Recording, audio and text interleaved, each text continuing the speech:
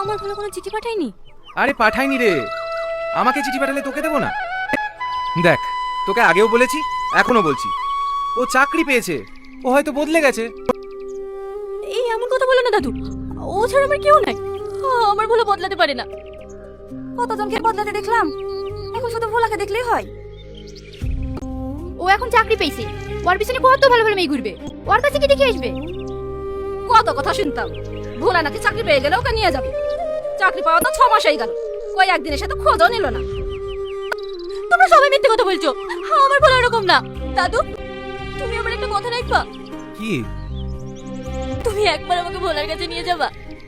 আরে আমার তো কাজ আছে। তোমার হাত ধরছি দাদু, তুমি আমাকে একবার নিয়ে চলো, আমি শুধু দেখতে চাই। চলো না দাদু, আমাকে একবার নিয়ে চলো। আচ্ছা ঠিক আছে, কাঁদিস নি।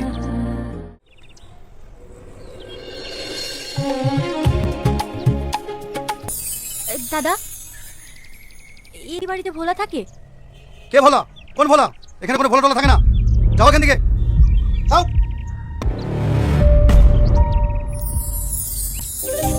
এই তোমার ভোলা। তুই এখানে? দাদু আমাকে এখানে নিয়ে আসলো, গ্রামের সবাই বলছিল তুই নাকি বদলে গেছিস। দাদু, তোমাকে বলেছিলাম না আমার বলে বদলাইনি? তোকে কিন্তু একদম সাহেবের মতো লাগছে। কি হচ্ছে এসব? সবুজ, এটা কে? তুই এখান থেকে যা, পরে কথা হবে। তুই লাড়ু খেতে ভালোবাসিস? এই দাদুর লেগে লাড়ু নিয়ে এসেছি। চলো সবুজ। এই ভোলা। এসব নিয়ে যাও এখান থেকে, যাও। ভোলা, এই ভোলা। তোকে আমি আগেই বলেছিলাম, ও বদলে গেছে, ও আর তোর আগের ভোলা নেই। আমি সঙ্গে যারা নিঃস্ব হয়ে যাবো দাদু, ও যারা এই পৃথিবীতে আমার আপন বলতে আর কেউ নেই দাদু, কেউ নেই।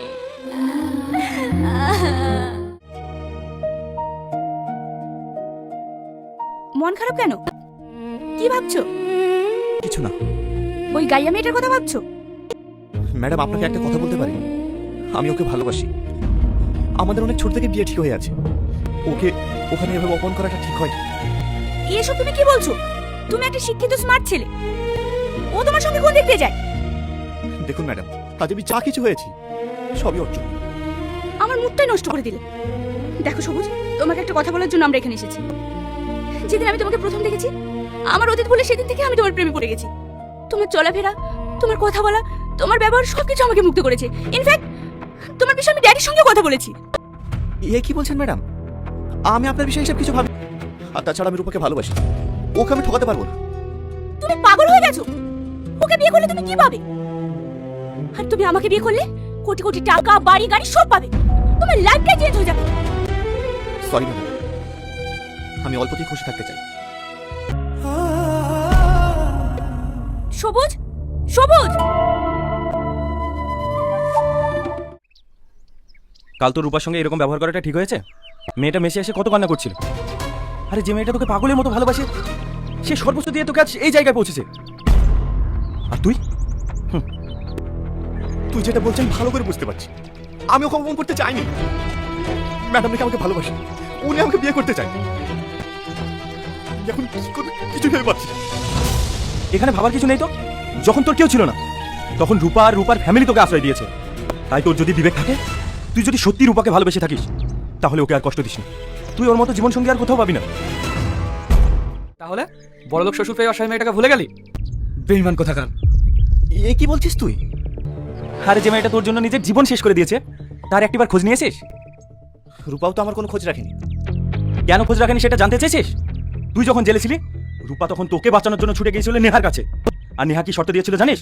তোকে সে বাঁচাতে পারে, তার বিনিময়ে রূপাকে সারা জীবনের জন্য তোর লাইফ থেকে সরে যেতে হবে। ও কিন্তু সেটাই করেছে। কেন করেছে জানিস? কারণ সে তোকে ভালোবাসে, তোর ভালো চাই। আর তুই তার একটিবার খোঁজ রাখিস না।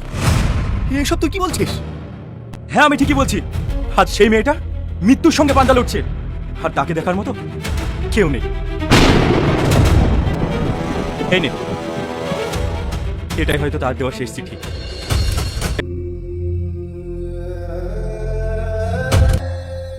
এটা কি?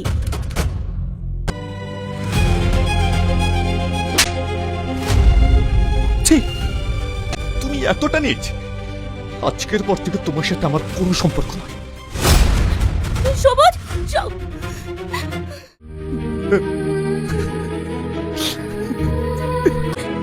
কাঁদিস নি, তোকে আমি পাইনি তো কি হয়েছে?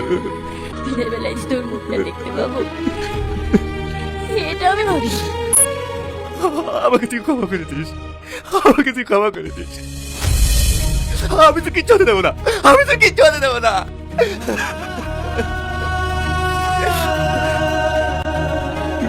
না রে, আমার বাজার ইচ্ছে নেই।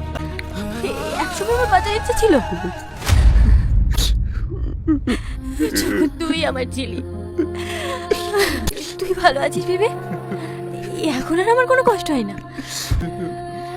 তুই তুই আজ আমার একটা কথা রাখবি?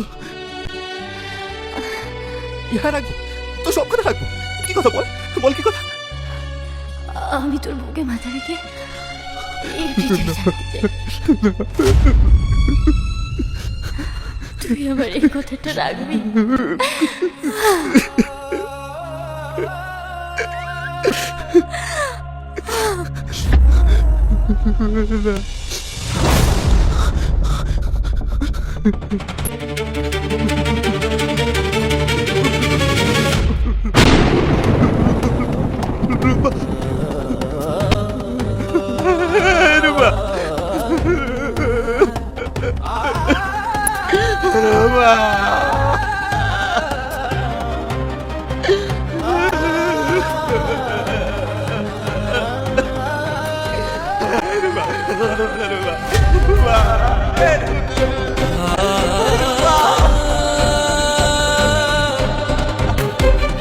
হে বন্ধুরা, কেমন আছো তোমরা সবাই? আশা করছি তোমরা সকলে খুব ভালো আছো। সো আজকে যে নাটকটা শেয়ার করলাম সেটা হচ্ছে টনি আর মানে সাথীর নাটক। নাটকটা দেখতে লিটারেলি গায়ে কাটা হয়ে গেছে, চোখ দিয়ে জল বেরিয়ে গেছে, এত ইমোশনাল লাস্ট সিনটা জাস্ট লাগছিলো। মানে সাথী এরকম টাইপের এত ভালো অ্যাক্টিং করতে পারে, মানে জাস্ট ভাবা যায় না। সাথী যে হেডটা যেরকম টাইপের করেছে, যেরকম টাইপের মানে অ্যাক্টিং করেছে সাথে টনি, ও মাই গড, আমার এত ভালো লেগেছে যে কী বলবো। সত্যিকার এই টাইমে যে এত কান্না পেয়ে গেছিলো। তোমরা কারা কারা টনি মানে সাথে এই নাটকটা দেখেছো অবশ্যই কমেন্ট করো। এই নাটকে কিন্তু দেখো পিয়া, সালমা সকলেই আছে, সকল মিলে কিন্তু এই নাটকটা হয়েছিল। এই নাটকে কিন্তু সাথী মেন রোলে আর টনি মেন রোলে, ঠিক আছে। সো এখানে কিন্তু পিয়া কিন্তু খলনায়িকা হিসেবে রোল প্লে করেছে। যাই হোক বন্ধুরা, নাটকটা তোমাদের কেমন লেগেছে অবশ্যই কমেন্ট করুন। সো নাটকটা হচ্ছে তোমার লেখা শেষ চিটে এরকম টাইপের। আমি এই নামটাও দিতে পারি বা আমি অন্য কিছু রিক্রিয়েট টাইপের করতে পারি, কারণ এটা পলিগ্রাম টিভির রিক্রিয়েট ভিডিও হতে চলেছে। সো যাই হোক বন্ধুরা, এগুলো তোমরা কে দেখেছো অবশ্যই কমেন্ট করো, নাটকটা কেমন লেগেছে সেটাও কমেন্ট করো। ওকে, তো চলো বন্ধুরা, আজকের জন্য এইটুকু। দেখা হচ্ছে এবার অন্য কোনো ইন্টারেস্টিং ভিডিওতে। ওকে, বাই।